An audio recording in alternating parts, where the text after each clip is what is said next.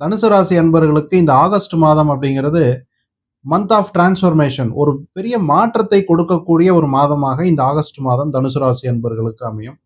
உங்களுடைய ஒரு தொழிலில் அல்லது வேலையில் ஒரு மாற்றம், நீங்க வாழக்கூடிய ஒரு வாழ்க்கை முறையில் ஒரு மாற்றம். அதாவது இப்போ சைவம் சாப்பிட்டுட்டு இருக்கிறவங்க வெஜிடேரியன்ல இருந்து வீகனா மாறுறது, அல்லது சில நான் வெஜிடேரியன் பீப்புள் வந்து வெஜிடேரியனா மாறுறது.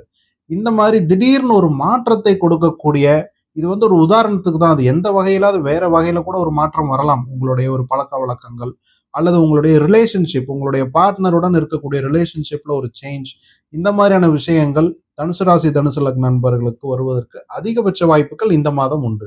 அரசு அதிகாரிகளின் ஆதாயம் அல்லது பிரபலங்களின் தொடர்பு, இந்த மாதிரி ஒரு பாப்புலரா இருக்கக்கூடிய ஒரு நபர் கூட உங்களுக்கு இந்த மாதம் ஃப்ரெண்ட்ஷிப்ல வருவதற்கு அதிகபட்ச வாய்ப்புகள் தனுசு ராசி அன்பர்களுக்கு உண்டு. அதே சமயத்துல உங்களுடைய உத்தியோகம் சம்பந்தப்பட்ட விஷயங்கள்ல சில மனக்குழப்பங்கள், அல்லது நம்ம வந்து ஒரு ஜாப்ல இருக்கிறோமே, அந்த ஜாப் சரியான ஜாபா, அல்லது புது வேலையில சேர்ந்திருக்கக்கூடிய நபர்களுக்கு நம்ம சரியான வேலையில சேர்ந்திருக்கோமா அப்படிங்கிற ஒரு டவுட் கூட வரலாம். ஏன்னா உங்களுடைய உத்தியோக ஸ்தானாதிபதி இந்த மாதம் முழுக்கவே நீச்சமா இருப்பது, அதுவும் தொழிலுக்குரிய ஸ்தானத்தில் நீச்சமா இருப்பது, உங்களுக்கு அந்த டவுட்கள் வந்தாலும் இந்த மாதம் உங்களுக்கு நீங்க வேற எந்த புதிய இனிஷியேட்டிவும் எடுக்காம இருக்கிற விஷயங்களை அப்படியே அழகா அப்சர்வ் பண்ணிட்டு கடந்து போகும் பொழுது உங்களுக்கு ஃபியூச்சர்ல நல்ல வாய்ப்புகள் உங்களை தேடி வரும். சொந்த தொழில் செஞ்சுட்டு இருக்கக்கூடிய தனுசு ராசி அன்பர்களுக்கெல்லாம் பாத்தீங்கன்னா இந்த மாதம் அவ்வளவு சாதகமான மாதமா இல்ல. 10ஆம் இடத்துல சுக்கிரன் நீச்சம், 10ஆம் அதிபதியான புதன் பாத்தீங்கன்னா கேதுவுடன் தொடர்பு, இந்த மாதிரியான அமைப்புல செயல்படுறதுனால இந்த மாதம் புதிய முதலீடுகள் அல்லது ஒரு தொழிலில் விரிவாக்கம், இந்த மாதிரியான விஷயங்களை தனுசு ராசி அன்பர்கள் ரொம்ப கவனமா செய்யணும், அல்லது செய்யாமல் தவிர்ப்பதே நல்லது. ஜூலை மாதத்தின் கடைசி பகுதியிலிருந்தே